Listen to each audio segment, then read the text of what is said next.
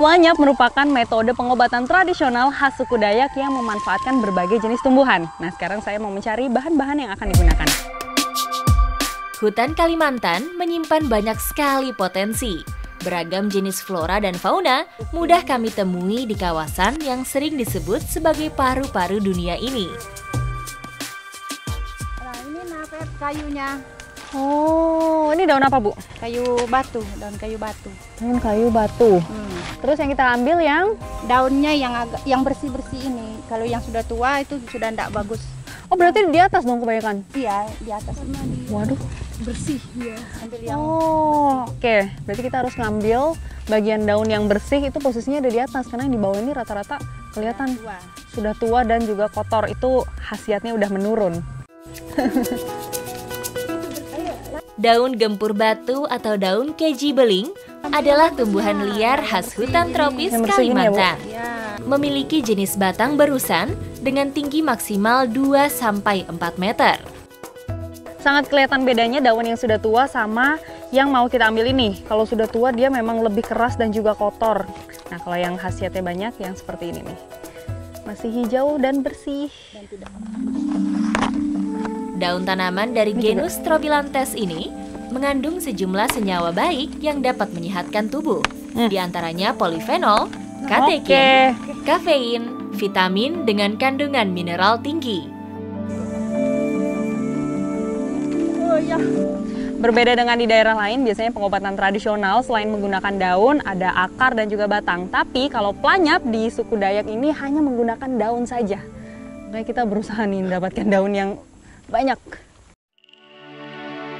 Kandungan senyawa baik yang terkandung di dalamnya menjadikan daun gempur batu adalah bahan wajib yang harus ada dalam metode pengobatan pelanyap.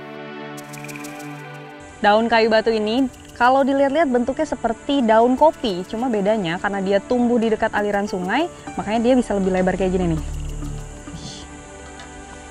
Oh, ini berhubung semua daun sudah lengkap. Tinggal kita bawa pulang dan kita rebus di rumah. Oke, siap, Bu. Pelanyap atau betimung adalah metode pengobatan kuno khas masyarakat Dayak dan Banjar.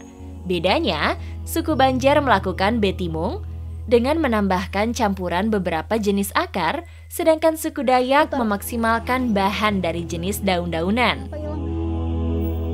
Yuk, berarti kita udah bisa olah rebus daunnya ya, Bu ya? Oke, ayo, Bu.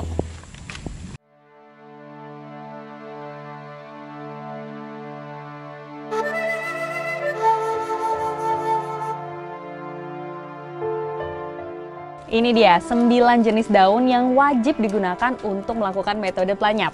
Jadi yang pertama apa aja, Bu? Yang harus kita lakukan? Kita masukin bahan satu persatu dulu. Saya semakin penasaran dengan khasiat dari metode pengobatan pelanyap. Kalau biasanya ramuan obat direbus untuk kemudian diminum, tapi berbeda dengan metode kuno yang satu ini.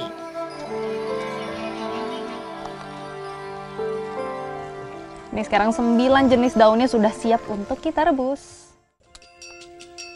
Ada 9 jenis daun lain yang kami gunakan. Di antaranya adalah daun lengkuas, daun dilam, serai wangi, dan tentu saja daun gempur batu. Semua bahan direbus sampai menghasilkan uap. Berapa lama, Bu, kira-kira rebusnya? Mendidihnya di bawah 5 menit kita sudah angkat. Oh, cepet juga ya berarti? Merebusnya ini tidak boleh lama-lama, 5 menit aja cukup. Supaya nanti uapnya itu nggak keluar, karena nanti uapnya kita gunakan untuk pelanyap. Manfaat yang dihasilkan dari beragam jenis daun berkhasiat ini akan terserap oleh tubuh melalui uap yang dihasilkan. Caranya dengan berdiam di dalam ruangan tertutup bersama uap hasil rebusan. Hasil rebusannya sudah siap, sebentar lagi saya mau mencoba pelanyap. Jadi ini tuh metode sauna tapi tradisional. Saya udah bisa duduk, Bu? Oke, siap untuk pelanyap.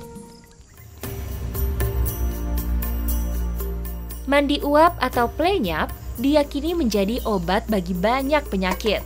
Di antaranya badan pegal-pegal, masuk angin, flu dan pilek, penyakit kuning, hepatitis, dan beberapa masalah kesehatan lain. Baru duduk aromanya udah berasa enak banget. Bener Bu, ini kayak terapi. Seperti sauna.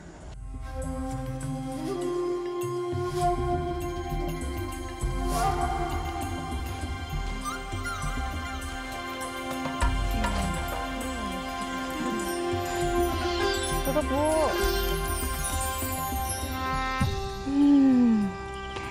Ini aroma dari daunnya benar-benar terasa, jadi melegakan pernafasan.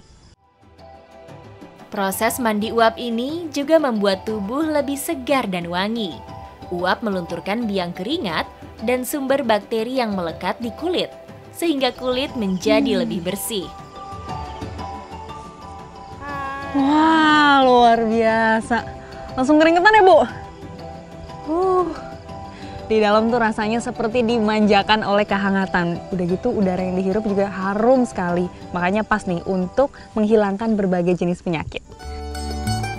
Saat ini, masyarakat suku Dayak memanfaatkan plenyap sebagai metode pengobatan alternatif selain pengobatan medis.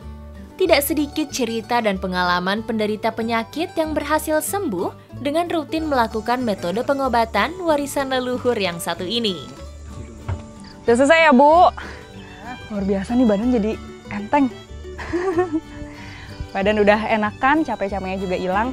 Memang ternyata metode tradisional ini nggak kalah sama penyembuhan penyakit yang sudah modern, apalagi zaman sekarang ya, Bu. Tapi nanti kedepannya saya mau coba lagi, Bu. Gimana? Boleh ya, Bu? Boleh banget. Ikuti jejak saya, jejak petualang.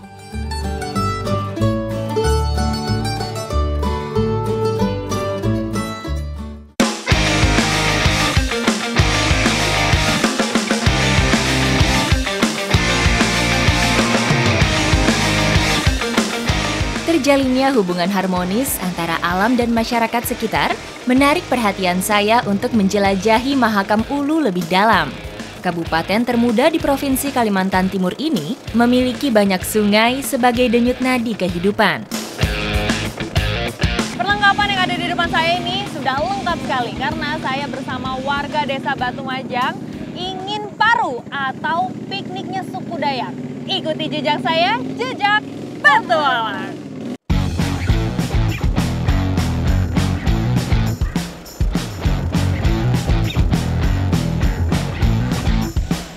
Perahu motor bermesin 7 PK ini membawa kami melawan arus menyusuri Sungai Alan, salah satu anak Sungai Mahakam dengan beberapa riam kecil.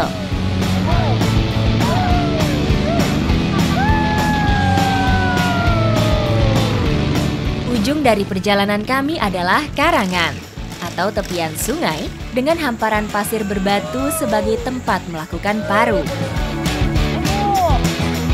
Paru atau refreshing ala suku Dayak biasa dilakukan oleh banyak orang dengan kegiatan yang menggembirakan.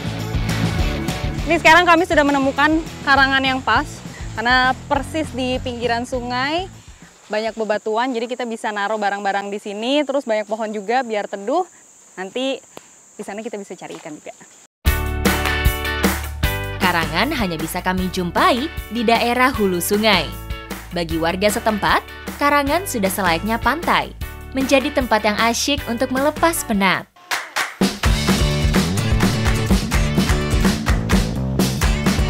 Sebagai masyarakat tepian sungai, kegiatan berburu ikan adalah aktivitas yang tidak terpisahkan.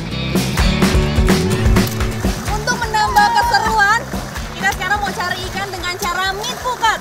Nah, ini saya mukul-mukulin permukaan air supaya ikannya kabur dan lari ke sana, nanti ditangkap pakai jaring. Meat pukat adalah teknik menjaring ikan dengan cara menggiring. Dilakukan dengan membentangkan jaring atau pukat di hulu sungai, bertujuan untuk menghalau ikan yang berenang melawan arus. Teknik kuno ini hanya bisa dilakukan oleh banyak orang. Semangat kerjasama sangat menentukan jumlah hasil tangkapan.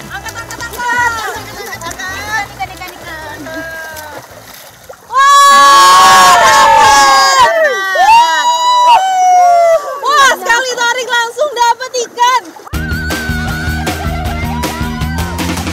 Cara ini sangat efektif dilakukan pada kondisi sungai dengan kedalaman antara 0,5 sampai 1,5 meter. Beberapa ikan yang tersangkut jaring adalah jenis ikan perairan dangkal. Ada berbagai jenis ikan di sini. Ini ikan mujung namanya. Terus ada apa lagi, Bu? Ini ikan padak ini. Padak. Ya, ini namanya ikan padak. Banyak ya. Oh, dia mirip-mirip.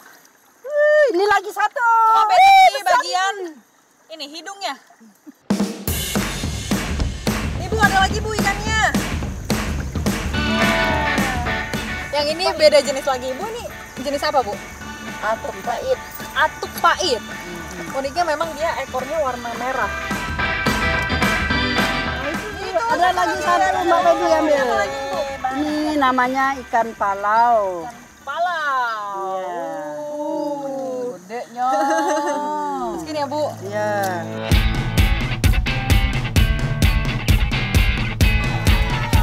Masyarakat setempat percaya dengan cara tangkap ikan yang ramah lingkungan, kelestarian sungai akan tetap terjaga. Karena tidak hanya sebagai akses jalur transportasi, sungai adalah sumber kehidupan bagi warga sekitar.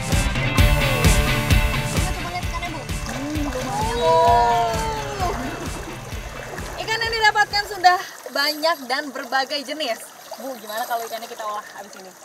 Kita bakar-bakar Kak. Kita bakar-bakar ya, sekalian menghangatkan badan. Ikuti jejak saya, jejak petualang.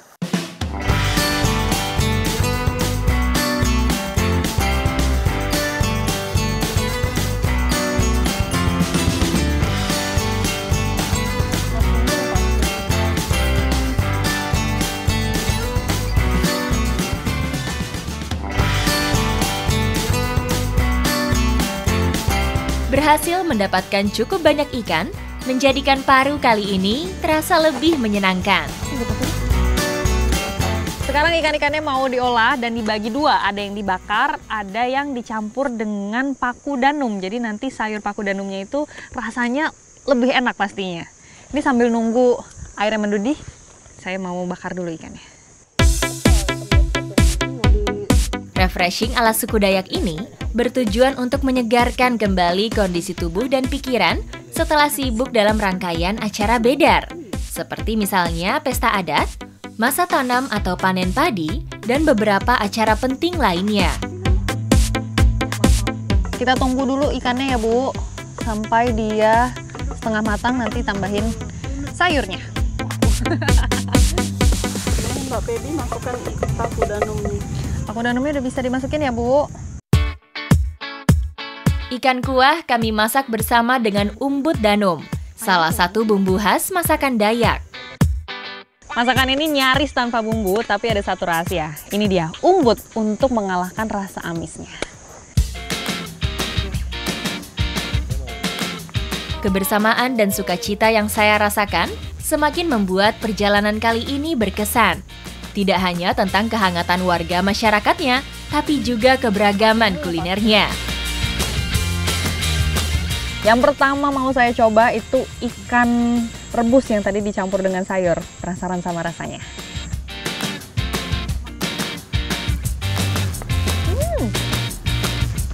Rasanya emang enak.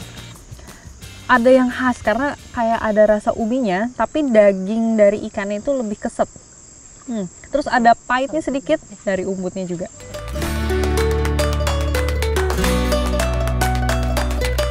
Paru menjadi tradisi yang tidak boleh hilang karena untuk menambah keakraban antar warga desanya dan juga pastinya akan selalu dirindukan. Ikuti jejak saya, jejak petualang.